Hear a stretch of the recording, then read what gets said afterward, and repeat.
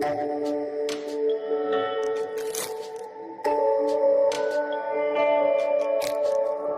morning, good afternoon, good evening, everyone. Thank you for joining us today, wherever you may be. I'm in London. We have some of our speakers here in Scotland, in France, and in Malaysia and Singapore. So there's quite a diverse bunch here. We really appreciate you sharing your time with us. We've been told more than 200 people have signed up for this to join the Zoom call. And I'm sure there's quite a few more watching on Facebook. So welcome to everyone. For starters, I'd like to say that we would love for this to be really interactive and lively.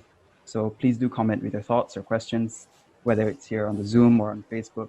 Talk to one another, make some new friends, and we'll also do our best to address them in our conversation with the panelists.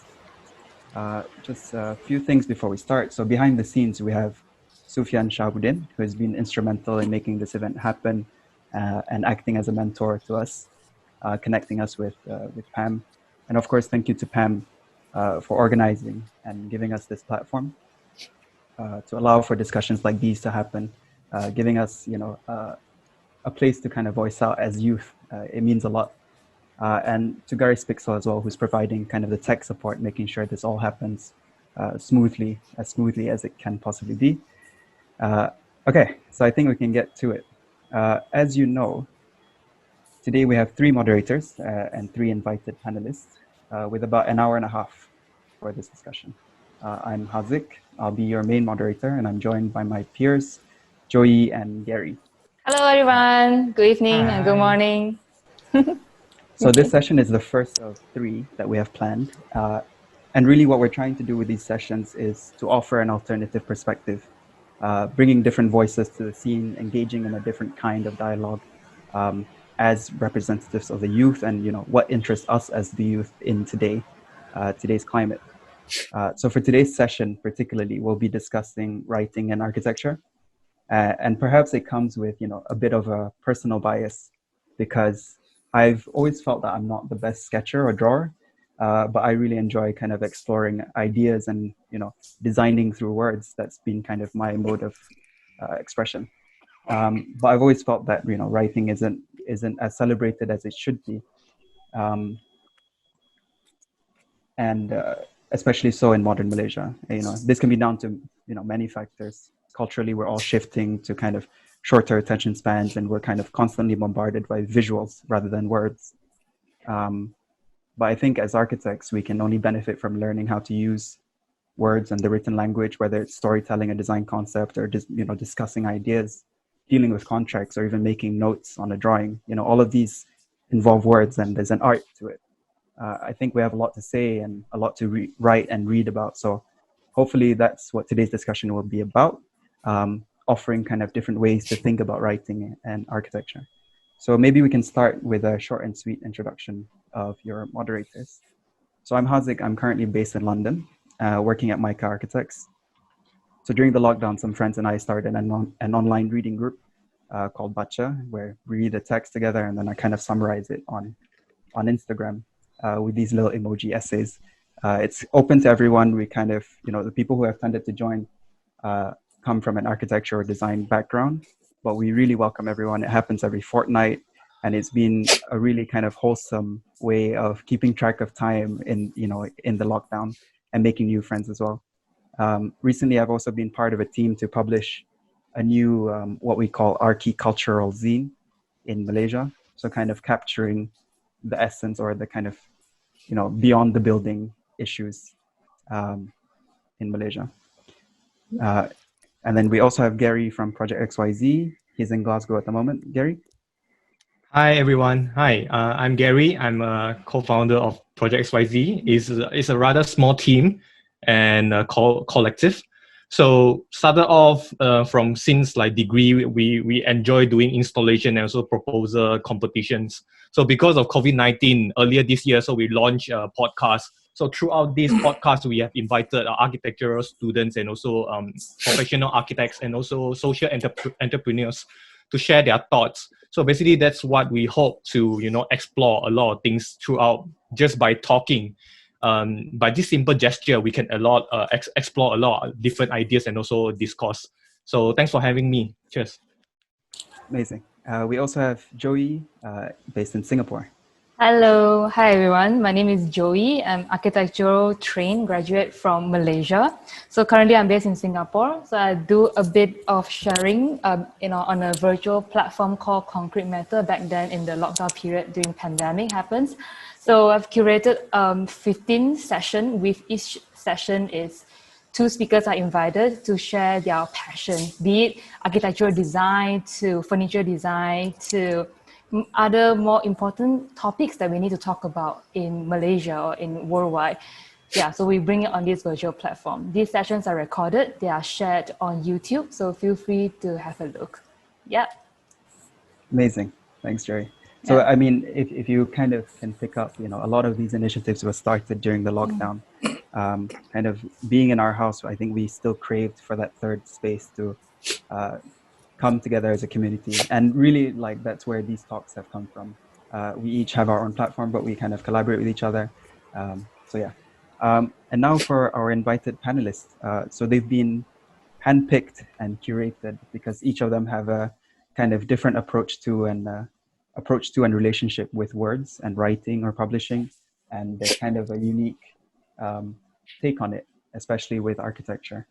I'll briefly introduce each speaker, after which they will share kind of some thoughts, and then we'll move on to a panel discussion with everyone at the table. So we'll begin with Affendi. So Affendi Salleh is for me anyway, he's quite a popular storyteller on social media, with regular postings on Facebook in kind of little comic-like strips. He's an architect in Malaysia, and he's published a book called Gelas Paruh Penuh, or Glass Half Full, with kind of really witty and humorous ruminations on life. And, a lot of it kind of involves family, but also being an architect, a lot of it kind of revolves around architecture as well. Love the comic though. Yeah. Thank you. Yours, Affendi. Shall I start now? Yeah, go for it. Okay, good evening all. Good morning there. My name is Affendi Salleh from Malaysia here. Thank you, Pam. Thank you, moderators. Thank you, everyone, for having me. Just a little bit about my background. I've given 5 minutes, yes, for this introduction. I've been working as an architect for about 20 years now. Mostly what we are doing in the office is office high-rise apartments, condominiums, the usual stuff. Back 3 to 4 years ago, I started writing comics, drawing comics, and post it on my social media. And the things that I draw is mostly about life in general, but architecture in more specific terms. And late last year, I published all this and compiled it into a book. And it is titled Gelas Paruh Penuh, or Glass Half Full. Now, I am very much aspire to share my thoughts about architecture to the general public. In my opinion, writings about architecture, there's an abundance. There's so many out there. But mostly here in Malaysia, it caters for academicians, it caters for the people in the business, it caters for the practitioners. Very little writings are being done about architecture by architects for the general public. There are few notable ones, but the voice is not written in a popular voice. So that's what I aspire to do. To have a free flow, open, honest discussion about architecture in a very approachable comic form, and share it with the general public. For some years now, those sharings has been received quite well by people who follows my writings. It sparks a dialogue. It has kind of good engagement. Yeah. Apart from practicing in an office, I also attached to several schools of architecture, teaching as a guest critic. I always have this passion to teach. So in whatever postings that I do, there are underlying tones of wanting me wanting to teach people about things that I do.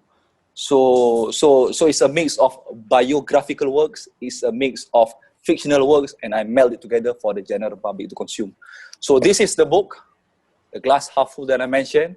It's a single panel cartoon in this manner. One panel, one cartoon, one comic, whatever we call it, one graphic, and it talks about everything. So let's get the discussion started.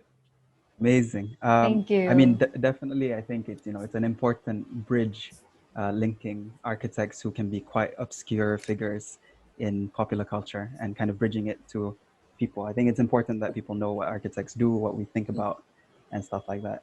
And likewise, what do we think of other people? How do they see us? Right.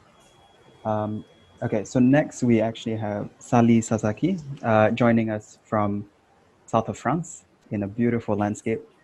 Sali is a visual designer. I stumbled upon her publication online. It's a collaborative journal called Spaces, which was a collection of notes, stories, and explorations from Southeast Asia. And that's actually why I was drawn to her and her work. So it was really humane and really tangible, really intricate, and somewhat sentimental. Although Sali kind of noted that she doesn't have a background in architecture, but I really wanted her here because I felt that architects and architecture can learn a lot from her way, her perspective and her way of storytelling. So yeah, Sali, the floor is yours if you want to share your screen. Just remember to unmute yourself, sorry.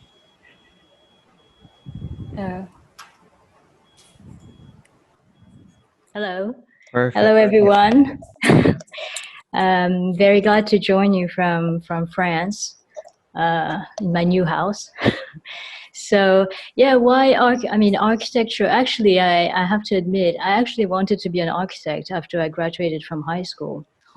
And I actually went to take some exams to enter some of the French public architecture schools, and I was rejected by them all. So that's the story.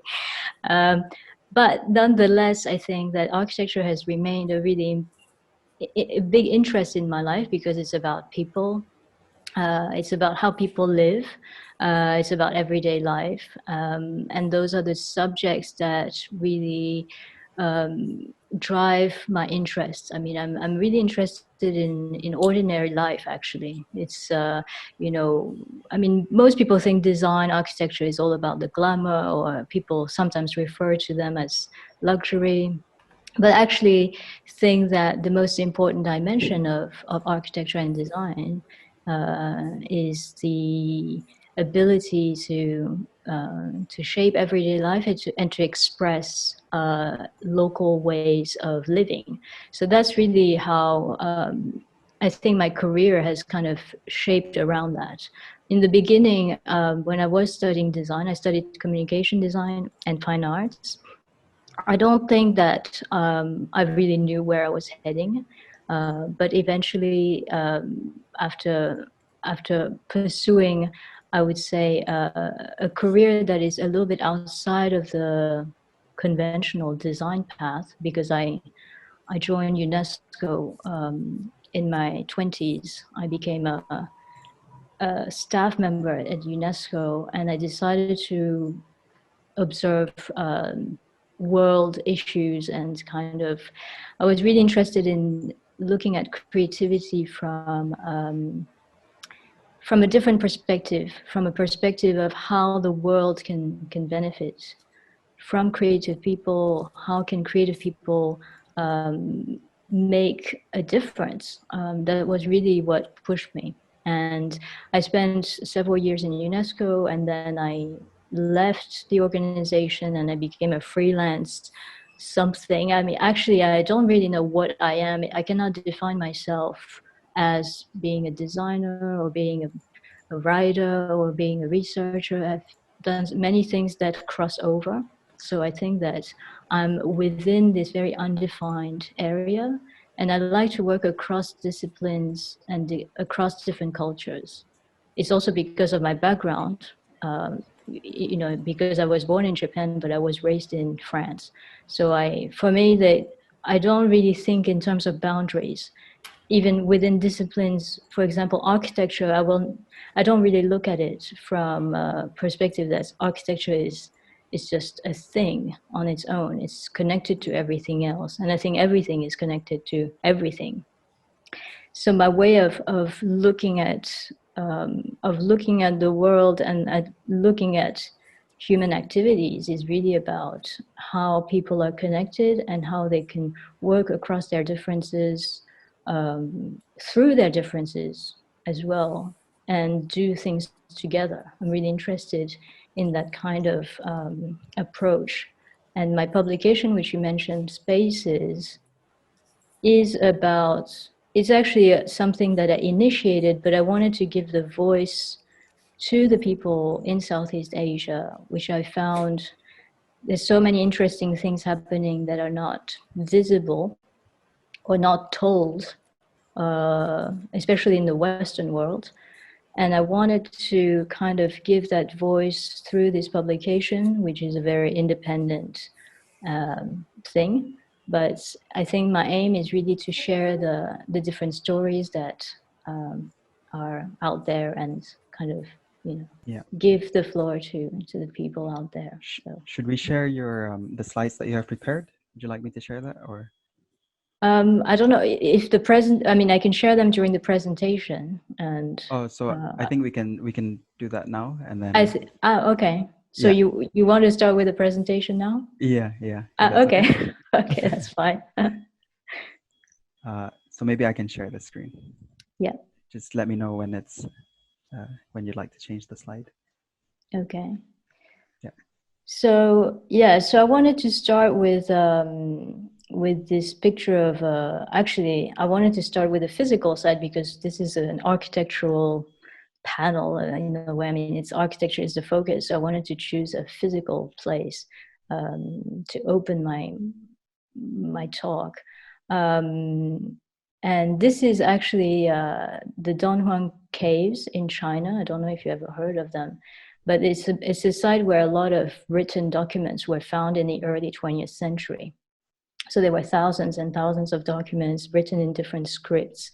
Many of them were quite mysterious, and they led to the discovery of many different cultures, Asian cultures at that time. And the documents date back to the 4th century. So a lot of things were kind of, people managed to explain many things after the discovery of the documents. And I think I wanted to open with this image because writing, I mean, why we write, what is the purpose of writing? Sometimes we don't necessarily know the purpose. But when you think about a site like this, I think it's really about the record. And more recently, I've been thinking about how writing is actually the tangible trace of something that has vanished. And sometimes things vanish without a trace as well. So written documents actually kind of sustain the life of certain cultures over time, which is not always the case for all cultures. But that was kind of the first thing I wanted to say, is that writing is about discovery and understanding who we are and where we come from. Secondly, this second slide actually is about how writing has been used in the past. So basically, writing is not always linear. It's not always about telling a story, telling a narrative. Some writing, this picture on the left-hand side is magical writing. So this is a kind of spiritual form of writing that is used to protect people from bad spirits. It's from northern Thailand. And it's a script that most people cannot read, but it's still used today, and only certain people know how to write it. And in the background is an image of a Japanese calligraphy And actually in Japan, there was a type of calligraphy which was meant to be misunderstood, because Japanese writing has its own way of working. And so the way the letters were written was that people could read the letters in different ways, and the meaning would change depending on the way you read it. So the writer could kind of be ambiguous about what he or she wanted to say. And at the same time, the reader could reinterpret the letter in a completely different way. So that was a form of writing from Heian period in Japan, which is like 1,000 years ago. And of course doesn't exist anymore, but it's kind of makes you think about how much writing can expand and how it can be used to kind of, play games in a way, which I think is quite nice, because everything's so obvious nowadays. This is a picture of documentary heritage. So again, to go back to this idea of heritage, I recently worked on a book with UNESCO, a children's book, which is about documentary heritage. And it's called Memory of the World. And UNESCO has this program that keeps all of the most important archived documents on record to display them, to promote them, and to also explain what they're about. So this is, on the left hand side is oracle bones from China, and on the right hand side is the actual origin of the Korean alphabet, which was invented by the king in King Sejong in the Joseon dynasty. So Korea has kind of elaborated this very specific way of writing based on Chinese. Originally they used Chinese characters, but they thought it didn't fit them. So they kind of came up with this phonetic system, which has been left on this record, and which, I mean, it's a beautiful document. I find it really, even if I cannot read anything on it, I just think that, writing is also an aesthetic thing, is also the mystery of this kind of graphic, the oracle bones from China is like basically the origin of Chinese characters came from there. And they really look like little drawings, and they have very beautiful shapes. And so writing is about also thinking about the aesthetic, the script itself, and how many scripts actually exist out there in the world. I think we should never forget about also that dimension of the visual aspect of writing and how much it can provide. Even if you cannot read it, I would say you can simply enjoy it by just observing it, looking at it as an abstract form. Writing cultures, this is a book I found recently in a library of anthropology in Paris. But this is a subject that I'm really interested in, is about who's writing culture, or the history of culture. And of course, nowadays there are a lot of talks about decolonization and such things. And I think that culture, of course, has mainly been written by the Western people. I mean, that's, in Asia also, I would say the Japanese also did a lot of analysis or anthropology on other Asian countries. And it's also been a domination, a kind of relationship of domination, or dominated and dominating. And so I think it's important today to also highlight this issue of who is writing about whom, and how it's written, how stories are being written. And it's important that people are able to tell their own stories from their own perspective and not being described by others. I think that's what's happened a lot in the past, and today things are changing because of globalization and the tools that we have today. I think more people are able to write in their own words. Edward Said is someone I really inspires me a lot. He inspires me. He's a Palestinian professor who actually lived in the US and taught in the US. He says, we live in a world that is not only made of commodities, but also of representations. Their production, circulation, history, and interpretation are the raw materials of culture. That's, again, going back to this idea of who's writing the story. And Edward Said, mainly, he wrote this book called Orientalism, which was a very well-known book that started this discourse on who's writing about the Oriental world, and how the Western people depicted the Orient, but also especially the Middle East in his case.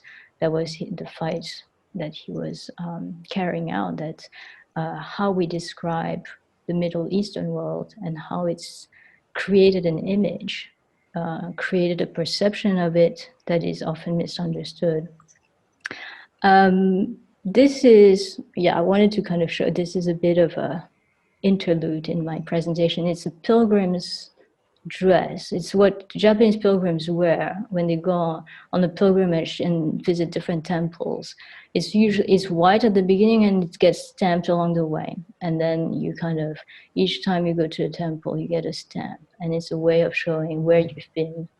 And it's a visible record of where you've been, what you've gone through. But for me, it's like a metaphor of like writing. Sometimes there is a trace, but sometimes there isn't. And the trace is actually within yourself. You know, you don't have to show it necessarily.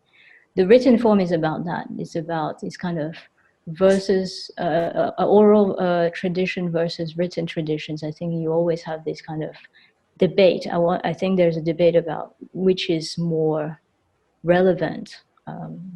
And we'll maybe go back to that topic during the discussion. So this is my publication spaces. I mean, a few pages of it. It's about 160 pages long, and I invited people from Southeast Asia to share stories, and I also inserted certain concepts, like in this case, Kwan, which is from Thailand, the spirit of the house. But I'm sure this kind of thing exists in all places of Southeast Asia, how a building is not just a structure, but it actually has a spirit, and the way it's built is actually, you know, following a certain, a sort of belief system. And it tries to kind of inhabit the spiritual dimension of the place. This is another publication I made a couple of years ago about Japan. It's called Hitokoto. Hitokoto, it means one word in Japanese, but it's also, it means, oh, I just want to tell you a little bit something. When you say that, you say Hitokoto. It's a brief anecdote is also Hitokoto. So I chose one word for each image I put in the book, and each word is related to the kind of Japanese mythology, which is based on nature and the sacred. In Japan, the nature and the sacred world are inseparable. So the gods actually in Japan are all elements of nature. Even humans actually, gods can reside in human beings. And there isn't a single god. It's actually 8 million gods, and all of them are in nature. So that book was about how Japan sort of embeds this mythology within its everyday life. And I also told certain personal stories that, you know, are about me as a Japanese person living abroad and not really a normal Japanese, let's say. Okay, good. Maybe we're reaching the end now. It's going quite fast. This is something I wanted to mention that I really like. Michel Foucault, who is a French intellectual, sociologist, historian, wrote about how the Greeks actually used writing as a technology to improve the self. And that writing is actually a way of observing yourself, and at the same time, you kind of observe yourself and make sense of the world at the same time. Paying attention to the nuances of life that could not be seen before, a field of experiences open up, details of everyday life movements of the mind, the analysis of the self, the way in which things are felt. Take care of the self is the duty of an entire lifetime to prepare oneself for a full and accomplished life. The Greeks actually used writing as a way of improving the way they behave in society, but also towards themselves. And they actually wrote, it wasn't just writing essays, it was actually, they wrote a lot of letters. So there was a lot of written correspondence, and letters, exchanging letters for the Greeks was a way of exercising the mind. that I really found interesting, that writing to each other, which is something we don't really do anymore. I mean, we write to each other all the time on WhatsApp and whatever messenger application, but I think letter writing, actually writing on a piece of paper and sending a letter to someone and actually exchanging something, that's something that's, I mean, how many people do that nowadays? I think it's very rare. Maybe there's a small group of people who do that, but I started to, I became really interested in this subject. So my next project, I mean, I'm sort of developing this project called Unfold about correspondence. I'm interested in finding out more about the ways in which people have been writing to each other throughout history or in specific cultures, how people exchange information, how people communicate, and how writing is used to, you know, not only write books, but also like how we communicate with each other by writing. That is something that really interests me right now in this digital age, especially where we communicate more than ever before. And yet I wonder if the depth of communication, whether that has been lost or not. And that's something I want to think about in terms of how we can write meaningfully and you know, use writing as a way to develop a better understanding and also reach a, you know, a certain level of togetherness. So yeah, so that's the last thing, that's my last slide, and my next project, hopefully, which may take 10 years, who knows, but yeah, so that's what I wanted to share. It's quite fast, so Thank you so much. I mean, Thank yeah, you. 10 years sounds like the scale of an architecture project. Oh yeah, well, that's pretty good then. I think, I mean, you shared quite, sorry to rush you, but I mean, I could listen to you talk the whole day. I think like you have so many interesting stories. And I think you picked up on a lot of interesting topics as well. You know, this idea of playfulness, kind of the visual language of of writing as well, and kind of this idea of the speed of it, right? How it's becoming so rapid now, and I The think dimension of time. exactly, yeah, and that happens in architecture as well. Like how the modes of production, how we're drawing is becoming so quick. Yeah, there's a lot to unpack there, which I'm looking forward to. Yeah. So last and definitely not least, we have Thomas Aquilina, who's joining us from London. He's a designer at Ajay Associates. He's a founding member of After Party, which is a collective focused on race and space. It's an event and zine focused collective, which hopefully the events will come again after, you know, after this whole episode.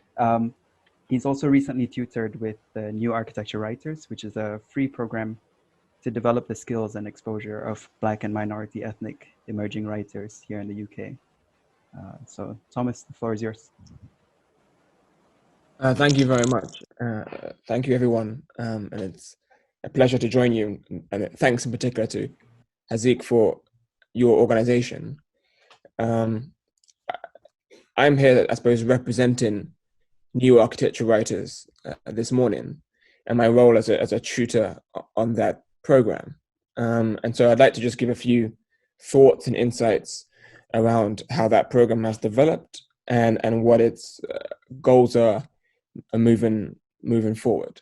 I'll have a few slides that sort of help illustrate or sort of visualize NAW, which is what we call it. So New Architecture, just as a sort of introduction, New Architecture Writers is a free year-long program for young Black, Asian, ethnic minority design critics. In the UK, unfortunately, the term is used, it's BAME, which is for Black, Asian, minority ethnic, but it's a problematic term. And it's something that we are trying to I suppose, think about and you know, understand through. But New Architecture Writers was founded in 2017, and specifically to develop the journalistic skill, editorial connections, and critical voice of its participants. It focuses on emerging writers from backgrounds that are typically underrepresented in design journalism and curation. And the way the program is organized is through a series of evening workshops, talks, write-in briefs that form the kind of core of the program. And then there's sort of one-to-one mentoring that allow experienced editors and journalists to support the program. Former members have received commissions from the Architectural Review, from Wallpaper, from Vice, from the AJ, and have gone on to have jobs in quite prominent roles within media organizations, as well as the first collective, or the first cohort, founding this collective called After Party, and I'm a member of that collective. And we have our own zine, which I will show an example later. But it effectively, there's been 2 cohorts so far, and we've just finished the open call for the 3rd cohort, which ended yesterday, and the applications flooded in. So the 3rd cohort will be announced in the coming weeks, and I'm interested to think about some of these things with you this morning. If I just could share my screen. I mean, I'm not sure whether I'm actually allowed to kind of disclaim this, but I was part of the flood of entries as well. I saw your. Oh, you saw it. Do you want to share? Can you share your screen instead? Yeah, no worries. Thank you. So I think there's an idea that sort of architecture is a field and there's many components, and I will speak from my own experience that in the UK there's parts 1, 2, and 3, and it often feels as though that journey is very prescriptive. It's about designing buildings, and I've always wanted to think about a slightly more expansive and divergent way of thinking about architecture. And I think that's something that Haziq spoke about in his early introduction. And so, to me, New Architecture Writers is an example of how we can make architecture more accessible and think about the built environment, how it's interacted on a much more everyday basis.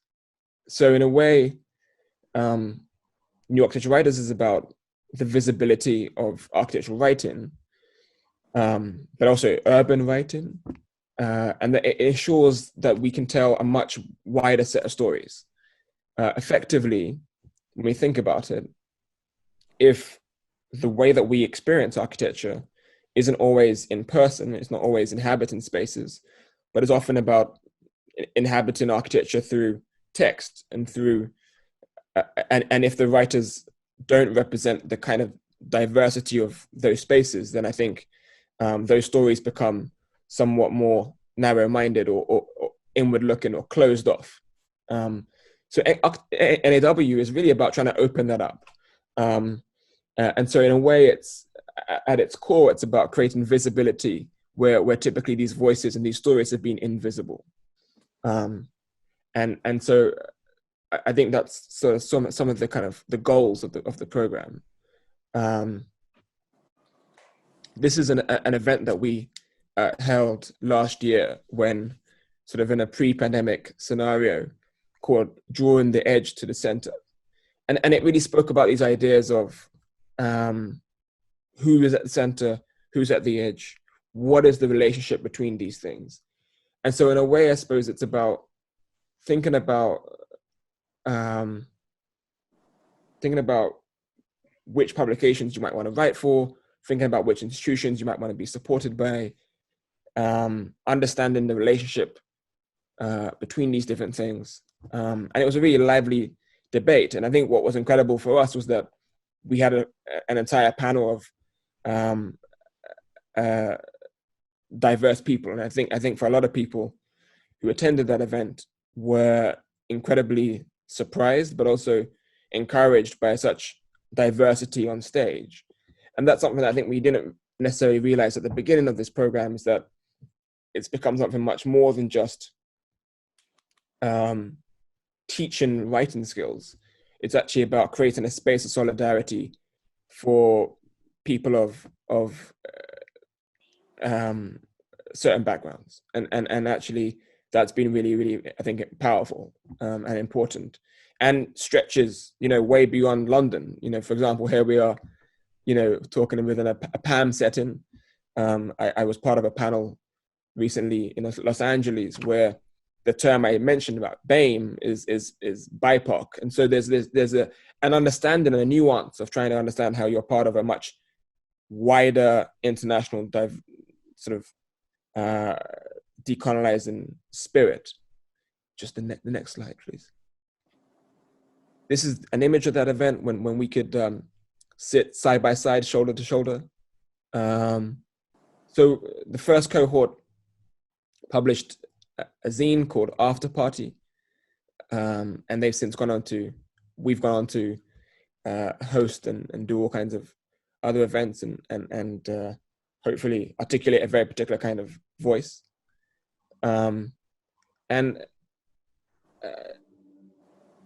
I think on one hand, what's interesting here is that as members of NAW, I think we want to occupy well-established institutional spaces.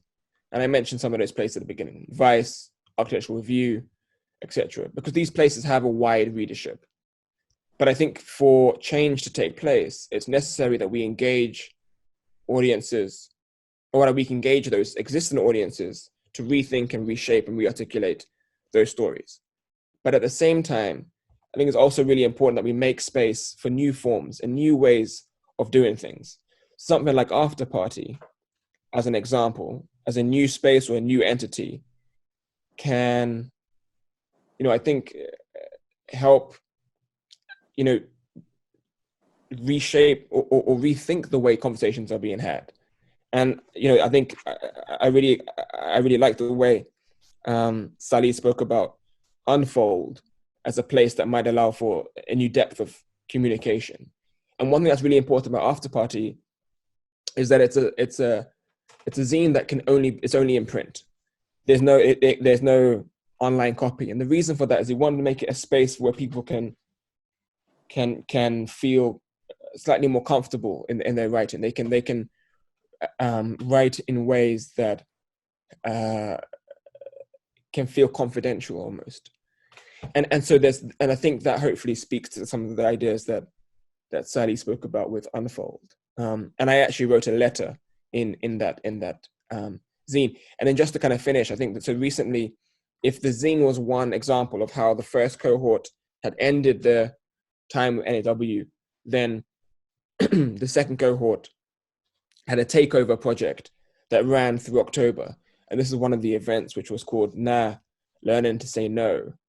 And understanding that actually there's a sort of power in saying no at times, and actually trying to understand what our agency is as young people, and particularly young people of color.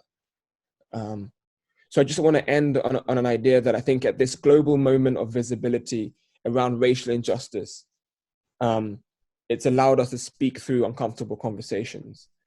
But I think to do that, and to understand the kind of journey, we need to really think about how we can foreground a much broader, more diverse set of conversations. And I think this event is part of that journey.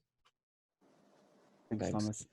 I think, there's so many kind of links, and it's really interesting to kind of see how we're kind of interacting with, because I think often architects are within their own bubble, right? Especially architecture stays within its own bubble, but each of our kind of invited panelists, each of you have kind of been able to reach out beyond that. Affendi with his comic strips, Sali kind of engaging with people not within the architecture, and herself not being it, within the circle, but injecting herself into it, right?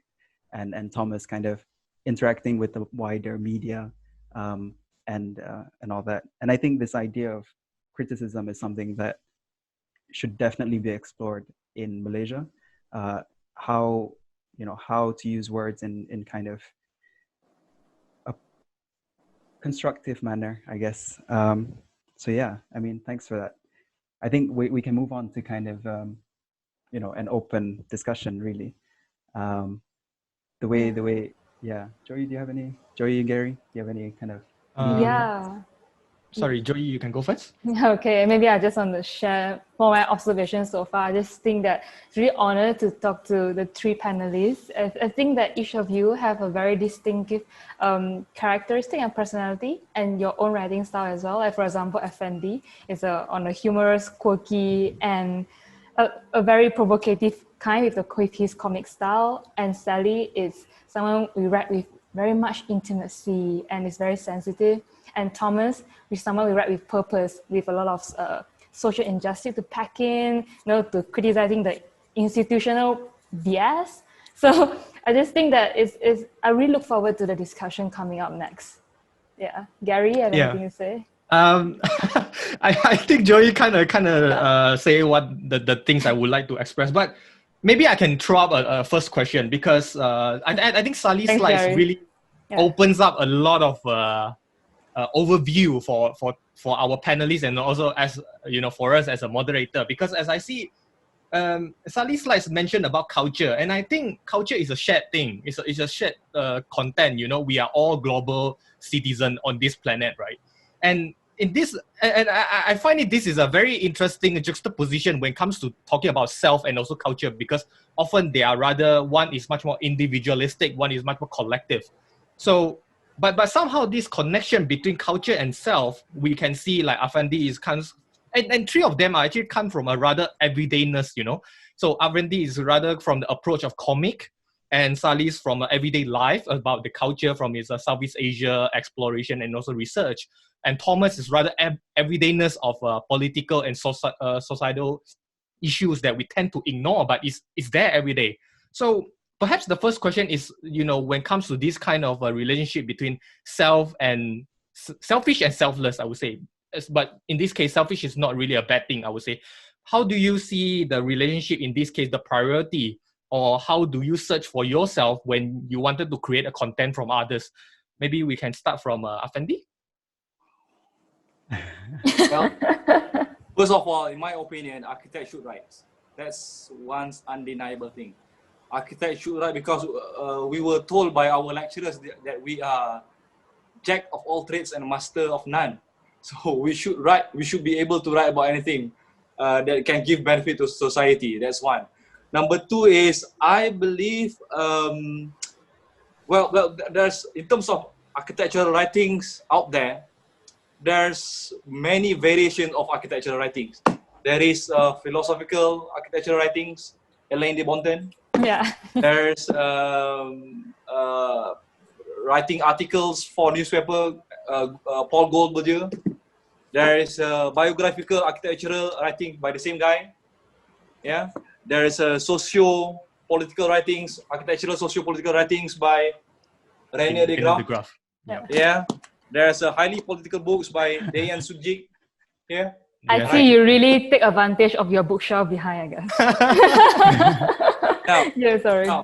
Now, in local architectural scene in Malaysia, this thing is almost non-existent. The most visible architectural publication is, of course, Architecture Malaysia. Good publication, pretty pictures, but my critique to this is a kind of descriptive architectural writings. I believe younger architects like yourself should be at the forefront of writing, doing architectural writings in a much more critical sense. Descriptive writing is only bring architecture to a certain level. But if we were to write about it more critically, I think it can opens up many things for the benefit of society. I can quote previously, if I can still remember, in Architecture Review, there's a column titled "I Saw," where it presenting bad architecture and give a scathing remarks about that. In Architecture Malaysia, there's about the same column like that. It's called "Sakit Mata," same meaning, "I saw." But it get in both publication, those sort of writing is being pulled out. It's a really short span, but it stays in me. In my opinion, you should not only write about good things. You should only write also about bad things. Goldberger write somewhere, no buildings ever torn down because critics doesn't like it. So go ahead, write about things, criticize about buildings, about the attitude of architects, about architects, about architecture, about the shrinking office. Write about anything. Architect should write. The younger architect should write. So I don't know if I answer your question, Gary, but that's what in my mind. Architects should go beyond their selves to serve others. We are not doing buildings for ourselves unless you're doing only bungalows, you're doing only a hut somewhere, a cabin somewhere. But we are doing buildings to serve society. So our thinking must parallel with that. Yeah. Thank you so much, Affendi. I can feel definitely the energy and also the recommendations that you provided. Maybe Sali, would you like to talk about your things? Because I think it's very interesting. You are rather find the things that usually unfound, and then you found the things to share with others, with the bigger crowd. Yeah, I mean, to kind of go into this subject of the personal kind of perspective versus the wider cultural things. For me, I feel that especially today, I think that culture, I mean, since ever, but especially today because we're so connected through all this technology. Culture is actually not a fixed thing. It's not that Malaysia's culture is this or that country's culture is that. There's so many ways of defining something. And I think the most important is like not to stay separated because of the differences of opinions, of ways of seeing. Today we are there is a lot of polarization in the world. Like there are a lot of different groups. People clash a lot, especially regarding cultural things, even within a country. Like let's say in Malaysia, you have different ways of thinking, different ways of looking at Malaysia as a place, as Malaysia as a culture. I mean, it doesn't really mean anything because you have so many different cultures within the culture.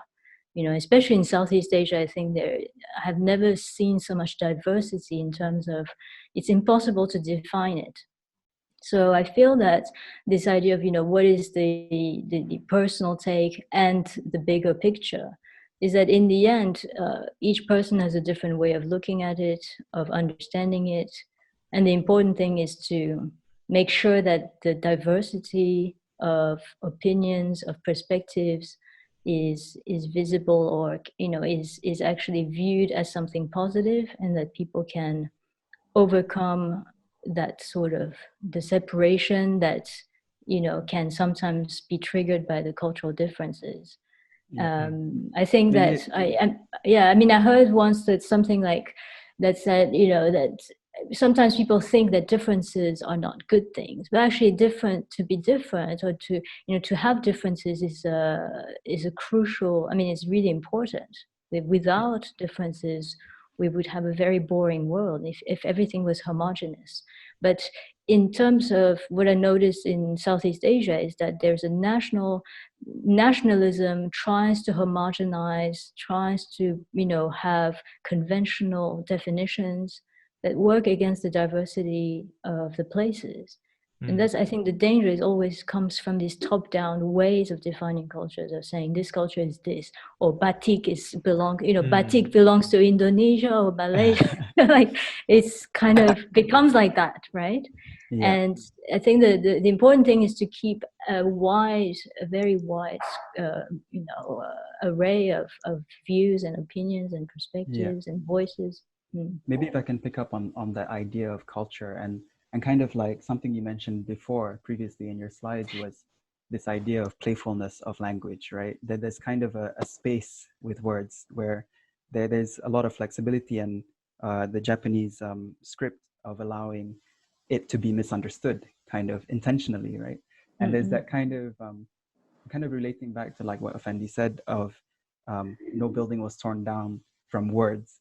But I think there's a way to use words in a way that, especially talking about sensitive topics, there's a way to kind of craft it. And maybe, someone asked the question of what's the most difficult topic that you've written about, especially on social injustice. And maybe we can get Thomas's opinion on that. Like how do you kind of approach a sensitive topic with words like, yeah, what's your kind of practice? I think you have to begin by just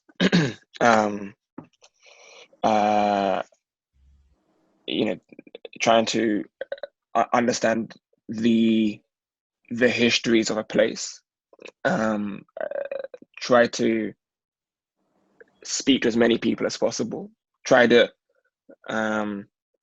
ask the same question in many different ways to the same people to try to get as many different tones of answers or as many different registers of an answer. Because I think effectively what you're trying to do is you're trying to reach out and be open to dialogue. I think that's really just fundamental.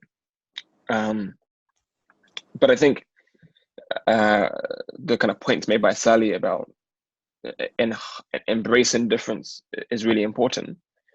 And this idea about culture, I suppose to me, and to bring this back to NAW, I feel like I'm here less as Thomas, but much more as new architecture writers. And I would say that new architecture writers is about creating the next generation of culture makers.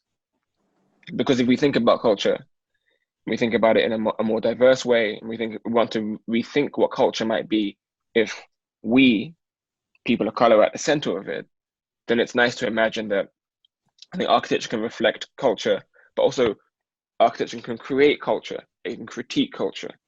And that to me is the kind of openness that I'm interested in. And hopefully that speaks to some of your ideas. Yeah, definitely. I'm not sure if Joyee has any thoughts. Yeah, I'm just like we talk about we all should write. I think architects should be writers, or anyone should be writers. And then we know that we should write for diversity, we should write for different culture, we should critique. But I'm just wondering how. So a lot of people have been asking, I mean, technology, social media definitely give us some ways. So I'm just wondering that how do you start? Is there any advice for people who wanted to start a topic? And then who are the audience that we should target for if, let's say, there's so much diversity out there? And I'm not sure if my question is valid. So yeah, and perhaps, I think that's like an issue that we struggle with in architecture as well, right? Kind of designing for the user. We always start with a context. Exactly. As in, like, I remember, like, I think most of the youth, the writing culture among us youth, right, is always writing for a purpose. Like, oh, I write for a thesis, or I write for my school project. It's never on like, oh, it's a self-explanation journey. I feel like writing, I feel like creating this person. So I'm not sure how to cultivate this culture, and how do we even start to do that? Sorry, how's it you were saying? Joey, I think you make a really interesting point, but I think the key to it is just thinking about hyper specificity. So I think whenever you do anything, try to be as specific as you can be. And in a way, if you're trying to articulate a voice, then begin by articulating your own voice and speak through your own experiences, because then you can be as specific as you want to be. I think there's an issue in terms of trying to be as open and as broad. I think there's an idea that actually everyone's trying to make architecture all the more accessible, which is certainly something we're trying to do. But at the same time, by trying to open it up, by trying to make it more broader, then you also end up diluting your own message. And I think that's really key. And I think certainly Affendi's work is he's true to his own voice, he's true to his own character, and therefore that comes across. And then there's a kind of specificity in that. Yeah, I think also take a certain level of confidence to do that, to be specific as well, because I think the next question will be like, the youth will be asking themselves, oh, who will want to listen to my voice? Why is my voice so important? But it turns out that it's really important, right? I mean, how does your coaching experience, oh, sorry, Affendi, you were saying something, is it? To that, Joyee, I would say to the younger architects out there, to you guys, start anywhere but start. If you wait for you to be perfect before starting any writing, you won't be ready. Yeah. And if you are very passionate about writings, then I would say just write and let the intention be secondary. Let the purpose be secondary. Serve your passion first. That's my advice to you. For example, here in Malaysia, in developing country, there's millions and millions of things that can be written about. I can tell you what can be written about now. Actually, you can write about what is architects thinking about BRK Ingles winning proposal in Penang. Does Malacca have a good waterfront, and is that what we want to see for the next 100 years? Is architects being treated fairly as a member of society, and why is project managers taking over our jobs? For example, you can write about professions, you can write about issue-based, you can write about urban design, you can write about anything. And anything that architects write about, I think it would relate to society at large. And deep down inside architect is always about the betterment of the people. That's all. That if you don't know your purpose, if you don't know your intention, the underlying intention would guarantee it to be you want to be a part of the machines that creates a better society, one way or another, whether you realize it or not. I never read an architecture publication that wants to bring down this whole civilization. There's none. Everybody wants to contribute to a better future, to a better world. Yeah, I think that's an interesting parallel between writers and architects. Like we're always imagining utopia, the ideal, and it's always in favor of that. It's always kind of furthering that conquest. I think like what you mentioned about using writing as a problem-solving tool is something that I can relate to a lot. I think a lot of people, like I think Sali mentioned as well, like a lot of people, or at least a lot of kind of architects and designers, they sketch on site. They use a visual medium to kind of observe and to note down. But for me, it's always been, I take out my little notebook and I make notes in words, like I just write, right? Kind of observing the air, the wind, the leaves, and stuff like this. And there's a kind of a different, and there's no better way or wrong way, but it's always interesting to kind of explore a different kind of medium. And I wonder, like, yeah, I guess your point about just starting is probably the best advice, really, letting the intention come in. I think that is a pretty good advice. I mean, ignore about the intention at the audience perhaps, and then serve your passion first. And then when you write and you mature, and then that intention will comes by. Am I right? For sure. That's how I look at it that way. Yeah. There's one architectural critic in Malaysia that's very prominent, Professor Tajuddin Rasdi. I'm sure you have heard of him. He wrote in popular newspaper. Now, that kind of tone is exclusively him. He writes in a serious manner, critiquing the policymakers, critiquing the government at large. But there's only one of Tajuddin Rasdi. There's no other architectural critic that is writing in the mainstream media, complementing his voice, adding up to his voice. There's none. So it's quite a pity actually. In Malaysia, we don't have a variation of voices, writings about our built environment. So I guess the main reason for that is in Malaysia, we think architecture primarily as a business, not as a discourse. I think this is my opinion. And due to that, there's a lot of seriousness being given into it. There's a lot of financial seriousness. There's a lot of real estate seriousness. Yeah, it curbed the dialogue that should take place. Yeah. There's kind of a sense of like gatekeeping, but in the industry. Yeah. I mean, whatever you write, it somehow has to be politically correct before it's published. Am I right? It's business friendly. When you ask how to get started, I think social media, internet, digitally is the best platform because it's everywhere. I was gonna say when you said age like of broadcast, top tip of your fingertip. I was gonna say when you said there's no critics in Malaysia, I would argue that there are, but they're just limited to Facebook and maybe Instagram, right? We haven't kind of reached out beyond that. in a way that maybe new architecture writers, like, they're exploring that, they're kind of formalizing that platform to a certain extent, so that their voice is taken a bit more seriously, and there's that kind of space for engagement. Sorry, maybe I can add on a little bit because I can feel a certain anger from Affendi, but this is a good anger, you know. We need that kind of energy. But Affendi and Thomas, you both are practicing in architectural industry, right? I wonder, you know, because Thomas wrote before in an article also saying that architecture shouldn't be self-congratulatory. It shouldn't self-congratulatory, and also like the book suggested by Affendi, Rainer de Graaf, also four walls and a roof, right? If not mistaken. Yes. So he was talking about architecture shouldn't be sugar coating. But both of you, perhaps you guys are practicing architecture. Perhaps there is a certain setback. I'm not sure.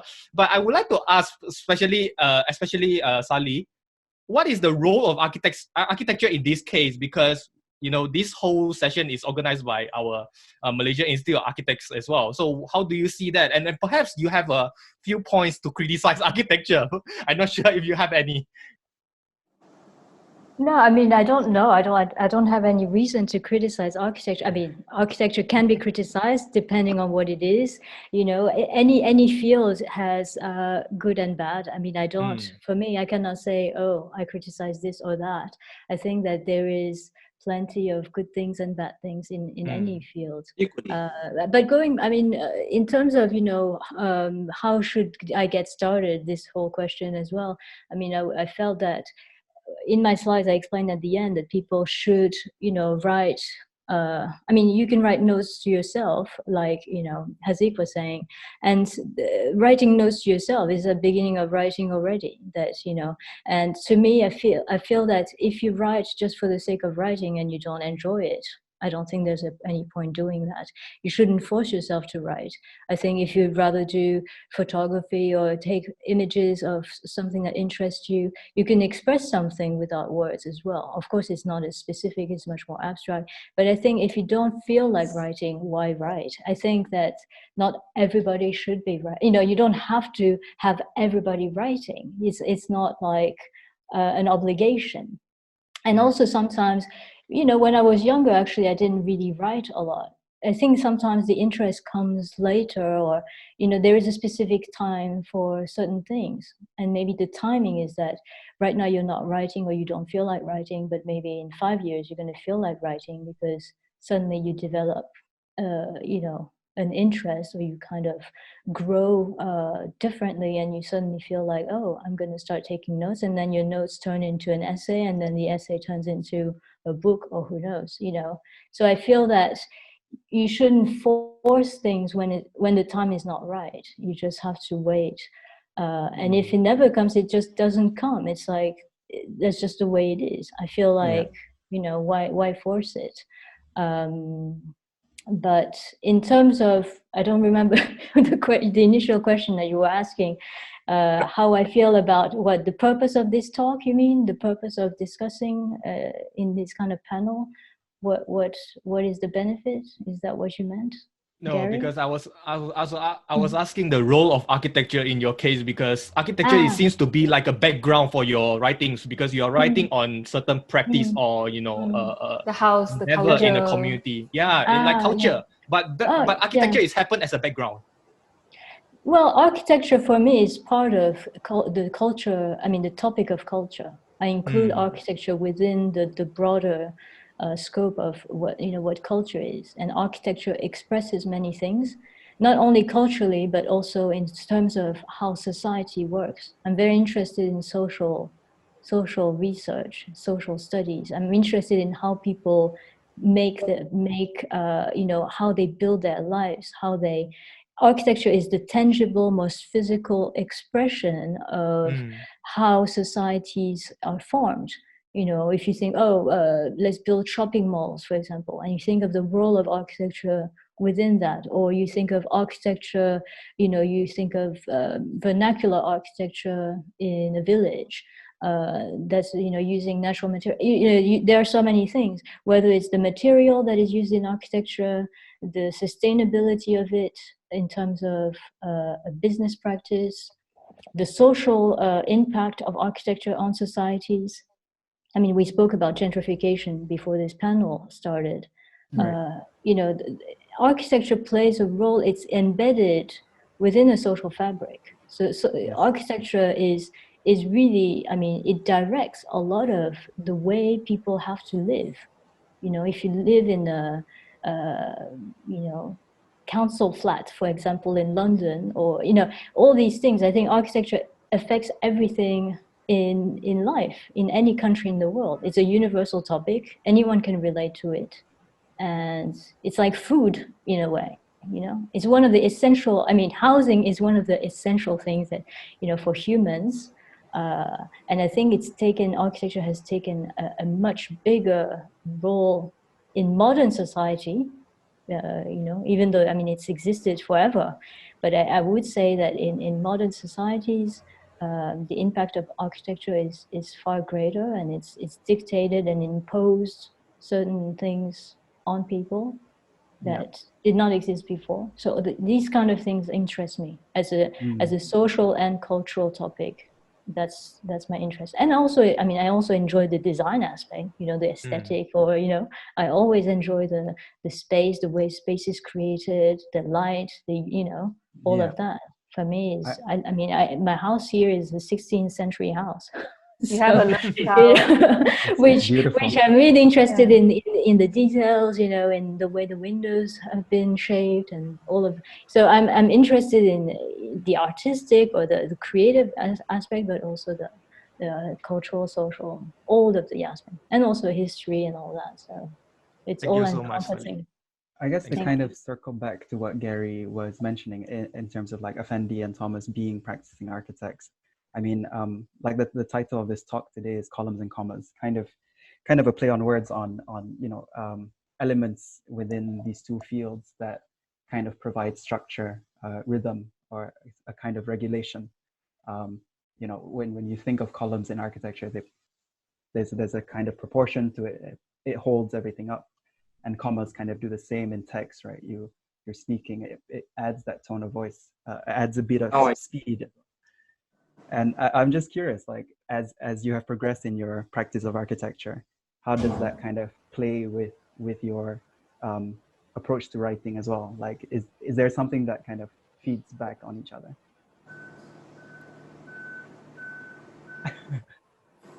This is directed to Thomas, right? Affendi? Yeah. Thomas, Thomas. Do you kind of see? I thought, Affendi, I thought you were better suited for that question. I've been practicing for almost 20 years now. Yeah. I think I'm entitled to criticize what I've been doing. what I mean, there's so much good things that we did in the office. There's so much not so good things we did in the office. I mean, let me take this back.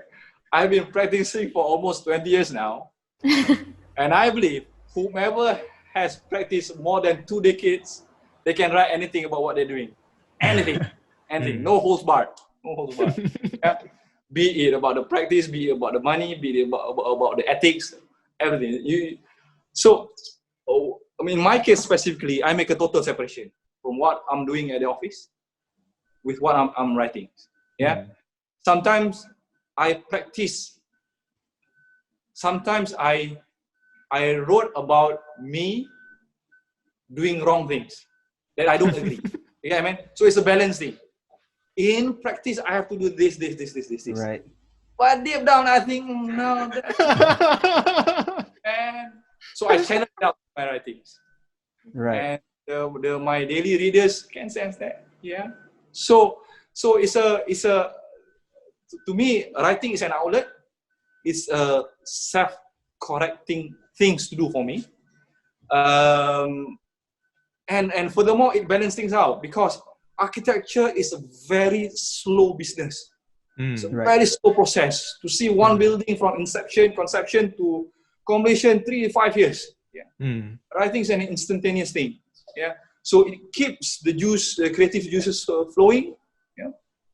So I guess it does play a role for me.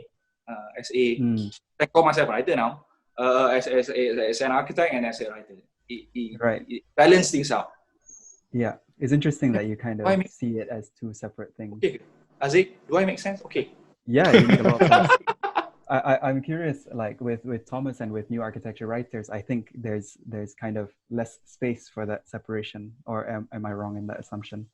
You know, you're because when you're kind of asserting a viewpoint, you know, in terms of social injustice and all that, that's immediately a part of your identity and your branding as a person, and immediately affiliated with your company, in a way. What do you think about that?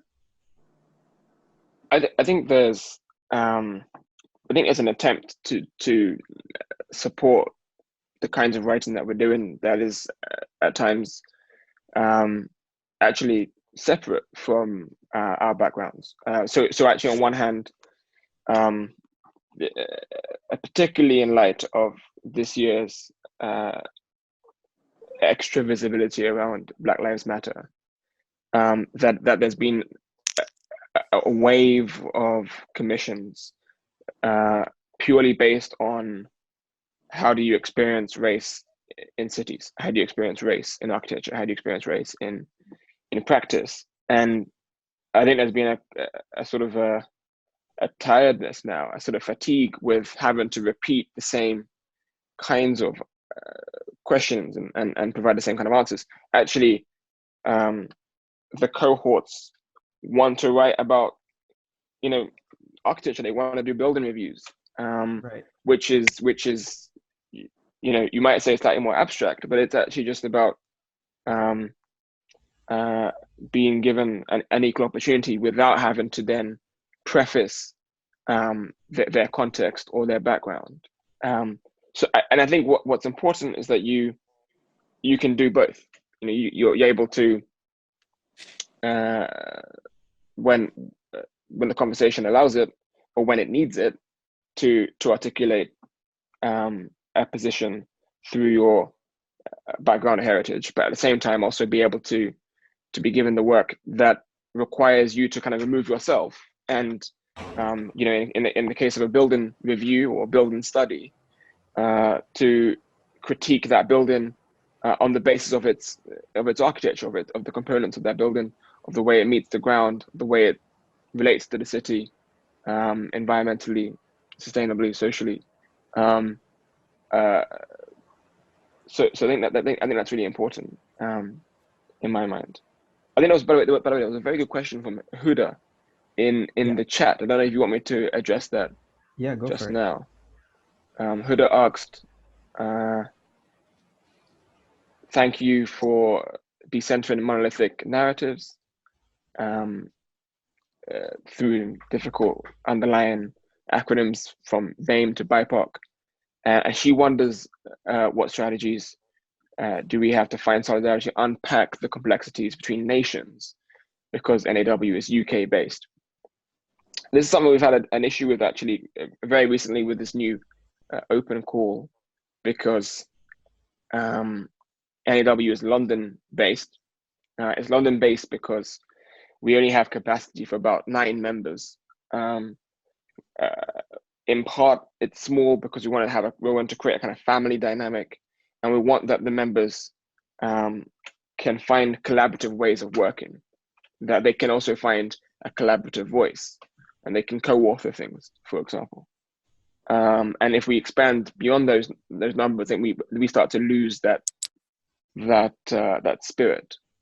Having said that, a lot of the inquiries we've had is, well, given that you're more than likely not going to meet in person, but have to meet remotely, can you not open this up beyond the city? Can it reach places as far as Bangladesh and United States, India, and other parts of Latin America? I mean, we've had a whole range of inquiries. Unfortunately, we feel that we don't have the capacity yet to expand that reach. And if we did that, I think we would lose that kind of family idea. That's not to say that we're not invested in that. And certainly I'm trying to build an infrastructure at the moment that perhaps in the future could allow for us to have chapters and could allow for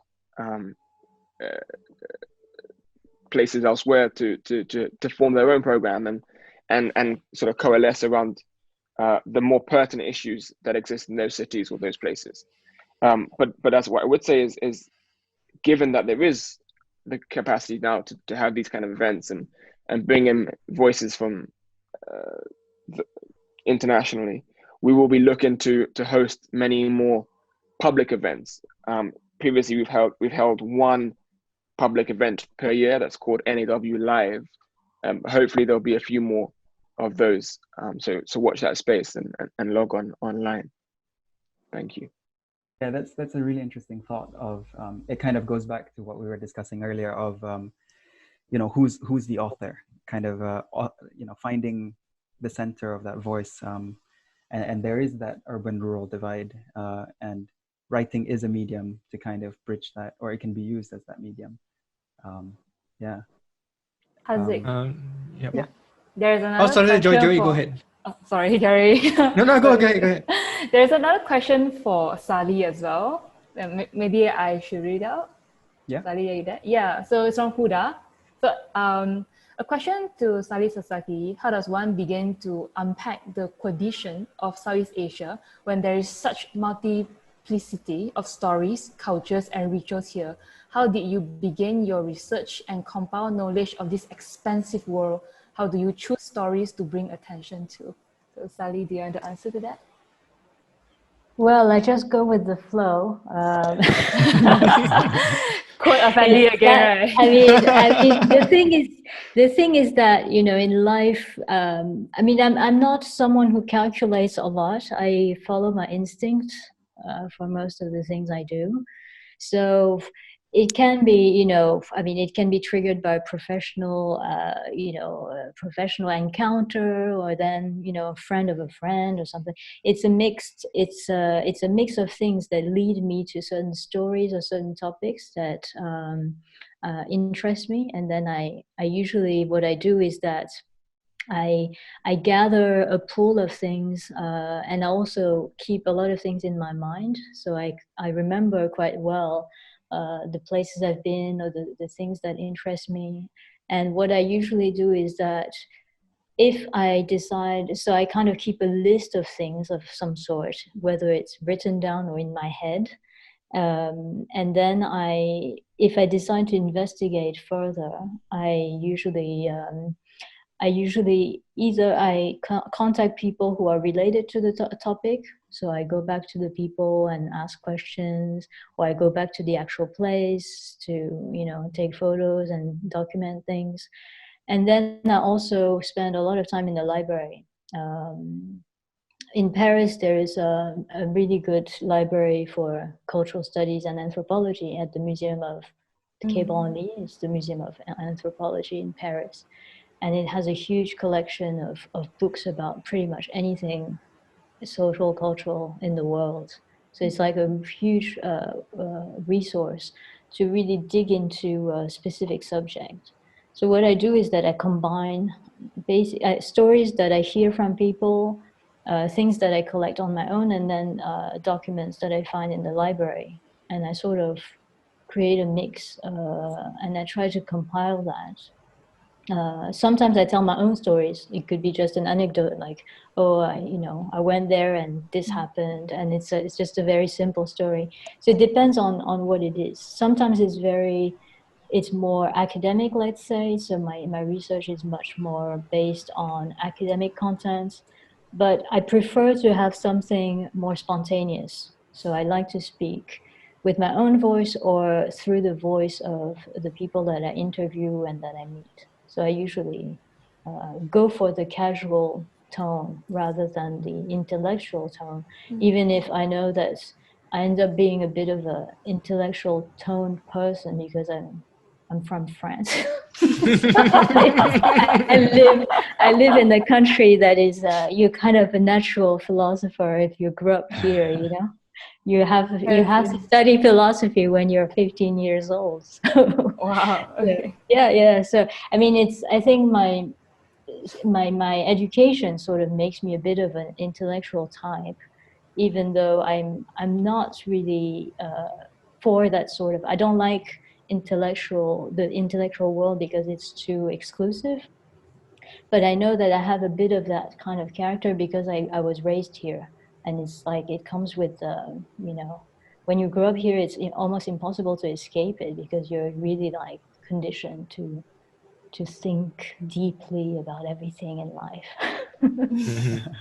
I think perhaps, thank you, Sally, for your answer. I think perhaps a few keywords from you, like all this philosophy and instinct and all this spontaneous, it kind of just reminds me to point out that writing, apart from criticizing stuff or writing down our observation on these cultural, social matters, and it also encapsulate imagination as well. Like we a lot of things that this invisible imagination that in our mind, writing is one of the ways to kind of like let it out. It's just like drawing an architectural drawing on the things that's not yet built yet. So it's the same thing like this writing is a channel. So that reminds me of Affendi, that I think last time you write a write-up for Paul Nixon Aita on his solo exhibition for forms of prayers. And then I read about that. Sorry? Okay. Okay. Yeah, I was thinking it's a very interesting write-up, and then I like the tone of it. And I was just wondering, so you write for arts. So when art is meant for imagination, so do you think it's important that this writing provides some clarity? And if it does, then how accurate do you think your writing will reflect his art? So I hope it's not too far-fetched, my question. Yeah. That is a very specific work about one guy. Simply because he asked me to do this and to do that, and it's for his first solo, and yeah, it goes from there. There's nothing. If you ask me, there's nothing special with that. I just look at his work from a different perspective, and I shared the fact that he is an architect by training. So yeah, that's that. That's nothing much. Don't read too much into it. Don't. Oh, okay. Yeah. Sorry, You're saying, Gary? Sorry, Joyee, go ahead. Oh, I raised that question because we talk about writing about the tangible stuff out there. I mean, the thing we can observe. But I was wondering that how about arts or things that requires more imaginations? How do we write about that? How do I write about that? Perhaps other panelists, you want to answer? Yeah. For me, it's always, if you want, it's always imagination versus imagination. Imagination versus imagination. I have a lot of you see, the starting point of all of my writings, if I can tell it correctly, it started from frustration. It never started with contention. It's never started from a comfort in my heart. It's always start from a chaotic feelings. It's always started and trying to reach that comfort. Yes. It started from a sort of a struggle.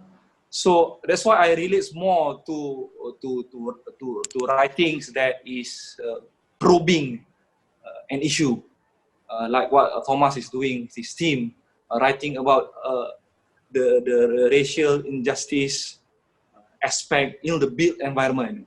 How do you want to write about that, man? It's a tough thing to do. You have so I'm not a fan of descriptive writing. I'm not a fan of what you call that show and tell kind of writings. So if I were to approach any projects or any works, I always approach from that angle, from that struggle, from that uneasiness in me. Why? Because doing real architecture is easy. Doing everyday work is easy. Doing terrace houses, condominiums, offices, mosques, that's easy. But what's difficult is to write about that people read about it, and something happened. That something is we don't know.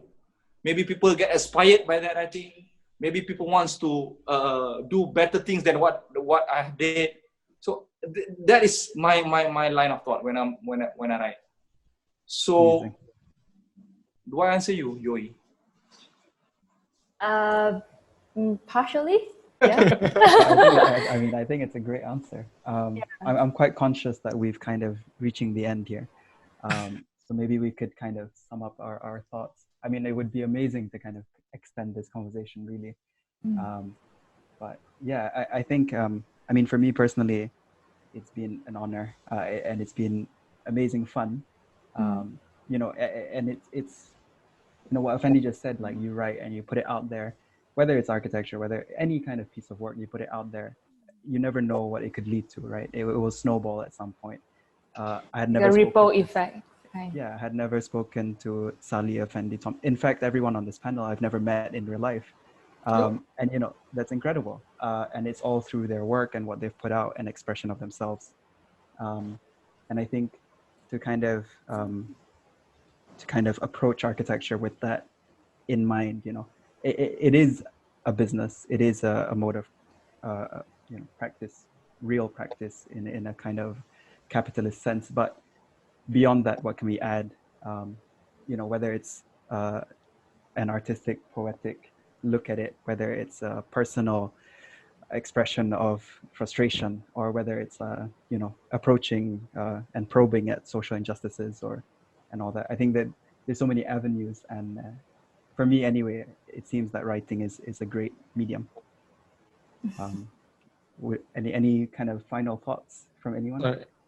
Maybe I can add on. Thanks a lot for having me, and also all the panelists and also moderators. I have been very enjoyed the whole session. But even though I have a lot of questions, I still wanted to catch up. But I think, you know, good times never stay long. May I have one small request? So perhaps, Gary, you can ask the last question, because I've been stealing your stage to ask. No, it's okay. But because I was thinking to ask, like, what is there any challenges, the biggest challenges that you have encountered to, you know, blocking your way to write things? Because we have been talking about intuition, like you can come freely and things, but there comes to a point there must be a certain blockage in reality, because that's real, right? Because if there is no challenges, then it will be all dreams, right?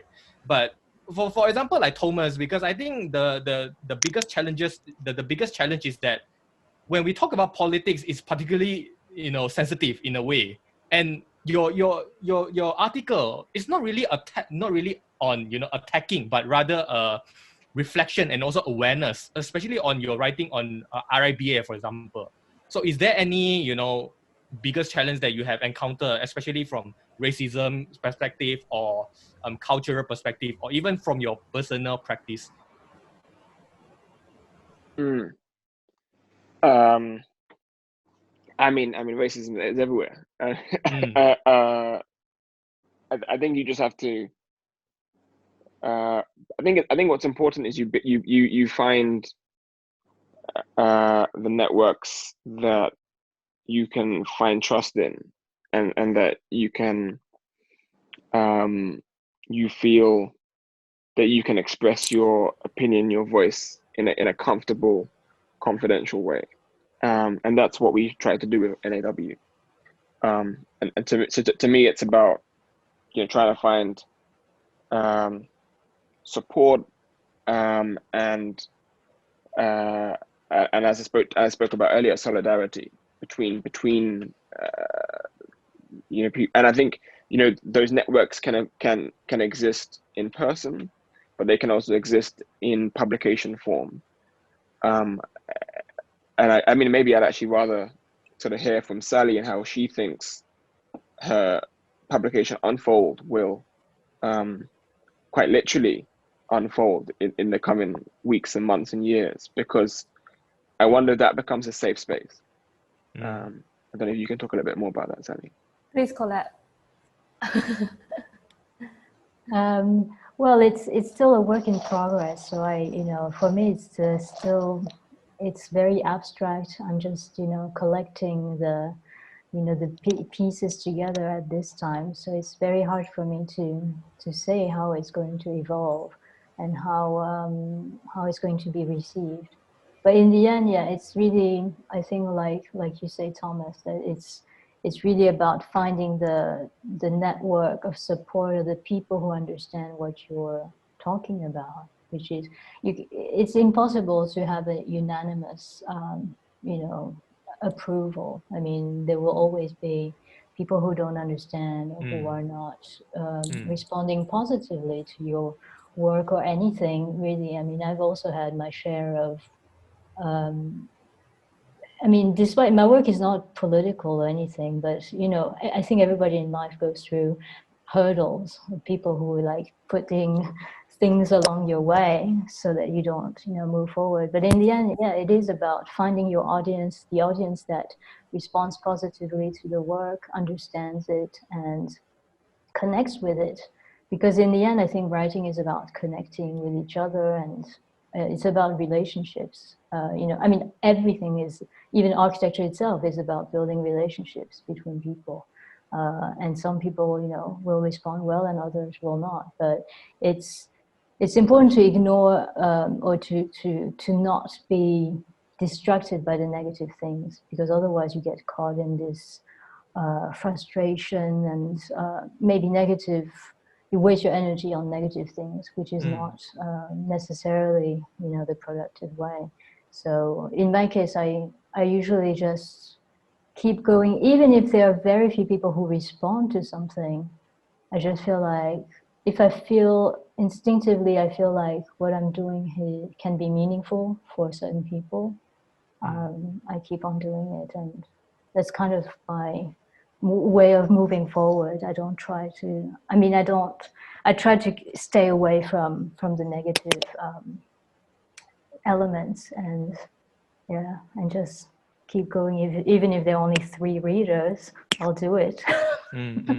Thanks to our panelists. I think it's good to identify challenges or negativity, but it's until you get it, then you can solve it quite easily, I believe. I think I totally agree with the so-called relationship, because it's a core relationship with everyone, and this relationship is not limited to audience. It's also with partner, like the people who can work together with us.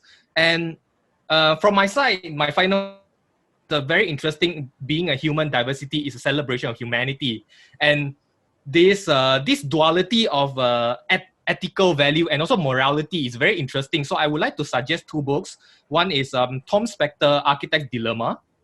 It's a dilemma on contemporary architects, and another one is Jeremy Thiel's. He's a principal of CSM, Central St. Martin. So he wrote a book called Architecture Depends. So these are the 2 books I would like to suggest. Perhaps anyone would like to suggest. I think this is the time for us to close up the session. Thanks a lot. A good reminder, Gary. I actually did pick out some books from my shelf. So so I have Humankind, A Hopeful History, which I think is great. Really optimistic, very playful as well. There's Space Struck by Paige Lewis, which is a collection, an anthology of poetry. There's Bluets by Maggie Nelson, also kind of exploring, you know, notions of the color blue and all that. And then kind of relating as well, The White Book by Han Kang, also exploring. So yeah, it's somehow, you know, serendipitously, it's about color and space. So there's quite a visual kind of feel to it. But those are my recommendations. Not sure if anyone else would like to share. Actually, you know, the Greek Lesson by Han Kang, Greek Lessons. Oh, I haven't read that. By Han Kang is very interesting, because it's a relationship between a blind man and a mute woman, and they have to find a way to communicate with each other. It's like, I mean, in terms of communication, it's like, because actually writing cannot be seen by the blind man, so he has to write in the palm of she writes in the palm of his hand so he can recognize the writing. It's like, I mean, I recommend that one as well. It's quite interesting, yeah. So maybe any other panelists would like to share? Yeah. Thomas, you have any recommendation of books? Maybe you can simply just grab one from your bag, is it? I actually want to recommend a series of talks that we hosted through NAW, which was called NAW Takeover, depends on your perspective. And there's a series of these. One is called Drawing the Edge to the Center 2. Another is called Learn How to Say No, Nah or No. And I think another one is called 101 Things We Didn't Learn or We Learned in Architecture School. All these things are available on YouTube at the Architecture Foundation. I can send the link if you want just now. Yeah. It's not necessarily books, but I think there's a lot of interest in insights and words, and it brings together, I think, a whole range of authors who you should read. Thanks, Thomas. Thank you. I think they are the same knowledge, it's just different sharing methods, whether it's in writings or it's in discourse. Yeah. Thank you, Thomas. Yep, Haziq, you want to summarize today's session? Yeah, I think, it's been amazing. I do hope that it has provided, that the intention was to provide the alternative voice and alternative kind of take and topics within the field of architecture. And I hope everyone who's kind of listened in has gained something. And hopefully, I think this is the first step to a very kind of exciting and bright future anyway. So I think if you would like to connect with any of us, just let me know. I've put my email in the Zoom link. You can also contact me on Instagram, Facebook, and I would be happy to connect you with the speakers as well if they're happy for it. So yeah, sorry, one last thing before I forget is that, like I mentioned, this is the first of hopefully 3 sessions. So our next episode will be in February 2021. It will be curated mainly by 3 of us. Yeah, by 3 of us anyway. 3 of us. And that should be exciting. So definitely watch the space. And once again, just thanks to Pam, thanks to all the speakers, and thanks to Joyee and Gary as well for joining me. Thank you. Thank you. Thank you again, Malaysia Institute of Architects, for this collaboration opportunity. And then looking forward to see you guys again for the next U series. And thank you all the panelists for your valuable sharing. I think we learned a lot, and hopefully we start writing. Watch our space then. Watch your space. Thank you. Do we want to take a bye-bye photo? Thank you. With the salam? Before that, can we have a group photo? Tag team. Yay! Architect on duty. Wow, nice shirts. Okay, all right. 1, 2, 3. Amazing. Okay, thank you guys. Thank you very much. Take care. Cheers. Thank you so much. Thanks everyone. Bye-bye. Bye-bye.